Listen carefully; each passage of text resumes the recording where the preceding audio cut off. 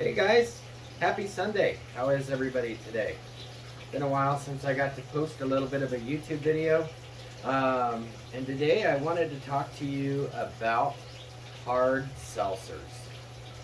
You know, I can remember as a kid, I would love the New York Seltzer Company. Hard seltzers, the raspberry soda and the clear cream sodas. Do any of you guys remember those hard seltzers? Those were like incredibly awesome. So now that we're all adults, we have adult hard seltzers now with the alcohol in them. And who doesn't like a good alcoholic beverage on a nice weekend or after work or something like that? So we see the White Claws and we see everything else around. The problem that I have with White Claw and some of the other seltzers is that they're so incredibly expensive. I could buy a good 12-pack of Modelo cheaper than I can buy a 12-pack of White Claw. And all you're paying for is fermented water and yeast, essentially. So I have figured, after doing some research, why not just make your own hard seltzer, keg it.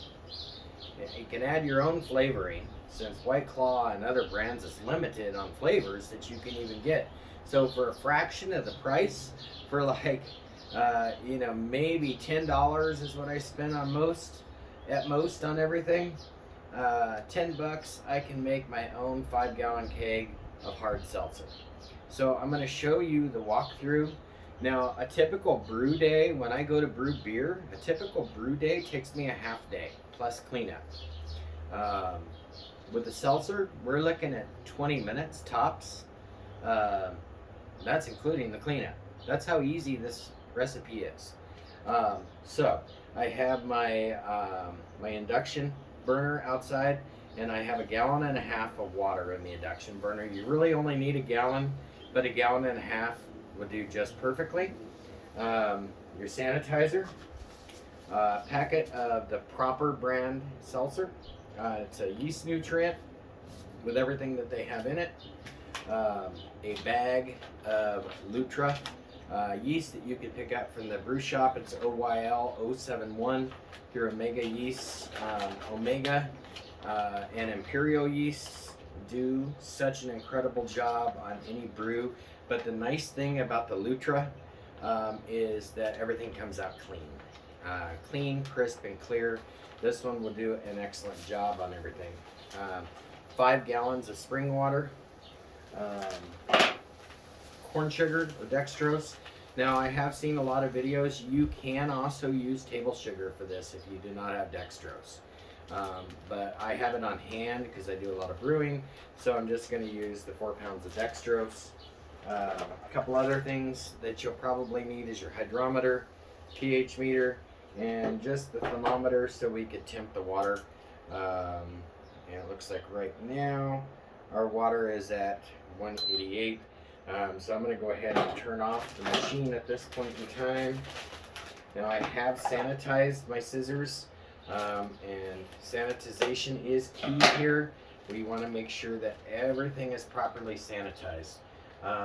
The other thing I'll tell you about corn sugar is that it's very, very, very sticky. So, I would not recommend getting it anywhere but inside your pot. So we're going to be very, very careful getting this all in here. And again, that's an entire 4-pound bag of corn sugar dextrose. Just to be on the safe side, I'm just going to go ahead. Really don't need to spray it down at this point because it's going into the boiling water. And we're just going to give this a couple minutes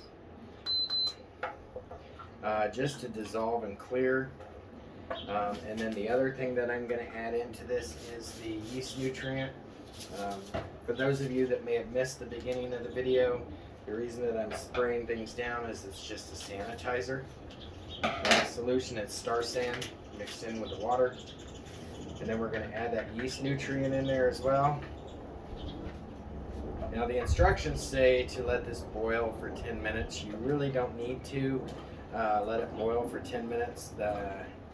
Really what we're just wanting to do is get the yeast starter, the proper starter, and everything just dissolved into the water. Right now my water is at 182 degrees. With that being said, while we're waiting on that, I've already sanitized this. I will be sanitizing it again here in a few moments.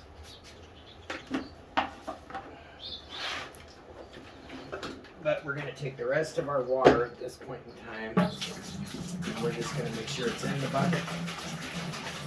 And this is a fermentation bucket. I've already washed it, sanitized it. We'll be spraying the lid again with sanitizer before we airlock it.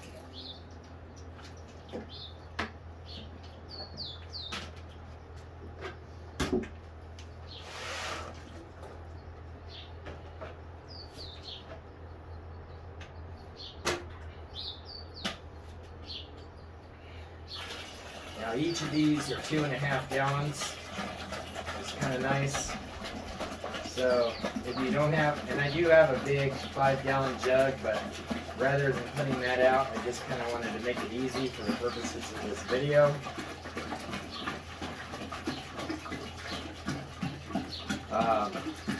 One thing to note, I mean, it depends on where you live. I mean, I live in the Phoenix metro, Mesa, Scottsdale area. And if you live in Mesa or Scottsdale or Phoenix, I definitely would not recommend using your tap water. For those of you that have tasted our tap water, you obviously know it does not taste very good. And what you put into your brew ingredients is what you're going to get out of your brew ingredients. So, as you can see, well, I mean, you probably can't see yet, but everything's pretty much dissolved in here already. I'm just going to give it another minute. Now, because the water in the bucket's cool, with this water, it should put our temperature just about right once everything comes out. But definitely, especially when you're doing brews and stuff outside with flies, things like that this time of year, I always do sanitize down everything multiple times. Alright, so this is completely dissolved now. Corn sugar and everything with the yeast starters kind of turned it into a very, almost has a yellowish tinge to it. And then when we add the yeast and stuff, the water will get cloudy, and that's where the KC superfinings come in at the end. The Lutra is really, really good about giving you a clear, a very clear beverage at the end. But with the addition of the KC super clear finings at the very, very end of this process, after everything ferments, it will be super, super clear, like you just bought a White Claw, basically. So everything's off here. We're going to just pour this whole thing right into the bucket. Okay. As you can see, there's nothing left in the bucket itself. I'm going to spray down the sanitizer again just to be on the safe side.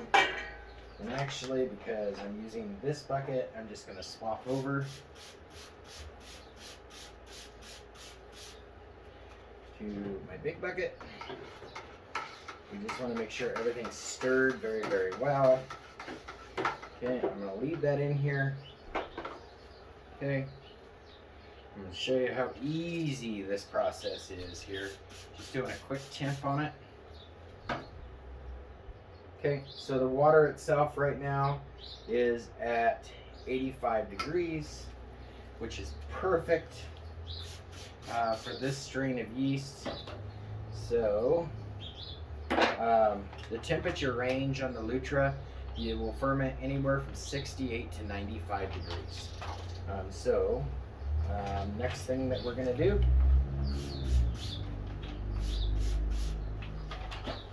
sanitize that.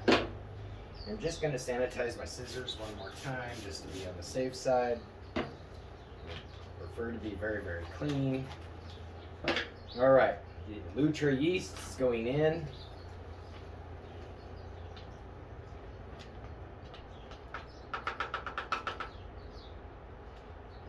Make sure we Get every little drop out of there. One thing that I'll also do at the end of this, when I take the yeast cake out and everything's fermented out at the very, very end, I'll wash some of the yeast and then reuse it.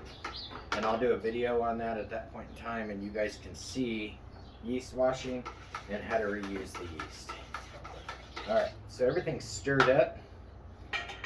Two last things that we're going to do before this goes into fermentation is, first I'm just going to take a very quick pH reading, sanitize. Okay, and our pH is low enough, so that's perfect.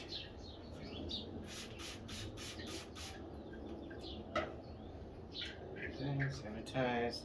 And the very, very last thing that I'll be doing today is just taking a very quick hydrometer reading.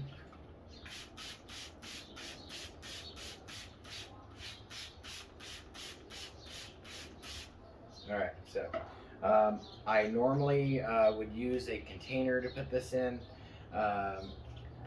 Take a thief, put it in a container, and then you do this. But for purposes of the video, I'm just going to pop it right in the bucket so I can see what we're sitting at here. And right now the hydrometer is sitting at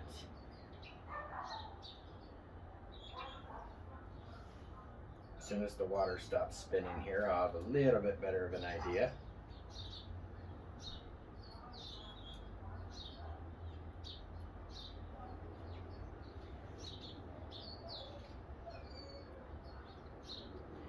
So right now, right where I anticipated us to be, we are at 1039.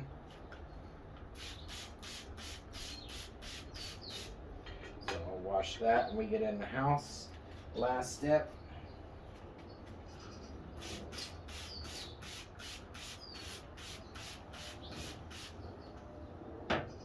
We just put the airlock on, the lid on there. Make sure everything's secured down. We put the airlock on top, which I have in the house. This will ferment for a few days. With the Lutra, it's supposed to go super, super quick. It could be it's 24 hours, probably more like 48 to 72. This yeast will get started right away. After the yeast ferments, I'll take it out. I'll add the super clear findings. Strain it out into the keg. You add the flavoring and you keg it up. I like to force keg it at 45 psi for probably 18 to 20 hours. Then you come back, you release the pressure off your keg, and then you keg it. Now I like mine about 20 psi, so it's typical of a real hard soda like Seltzer for kegging pressure. But you just keg it up, and that's about it. That's how easy this recipe is to make HardSeltzer. By all means, check out chefmichael.wordpress.com for my blog page, which has the official recipe in here. If you have any comments or you have anything that you want to add, maybe anything that you do differently, by all means put it in the YouTube comments. I'd love to take a look at it and see what you guys do with your brew days. With that being said, hope this helps you guys out. You guys have a good day. Bye guys.